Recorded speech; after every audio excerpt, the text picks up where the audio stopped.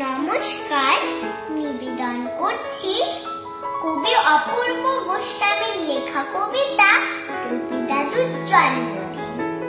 রবি দাদু, তোমার জন্মদিনে মা না বাবা কে বলো না কেক আনবো কিনে? চকলেট না ভ্যানিলা, কোন ফ্লেভারটা প্রিয়? একলা করে খেও না গো, ভাই বোনেদের দিও। রবি দাদু, তোমার জন্মদিনে বন্ধুরা সব উইশ করে, গিফট কে কিনে আনে, মাটন নাকি চিকেন, কোনটা বেশি প্রিয়?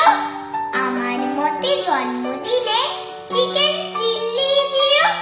রবি দাদু, তোমার জন্মদিনে এই ধরাতে আসবো তোমার স্বর্গ হতে ছিঁড়ে।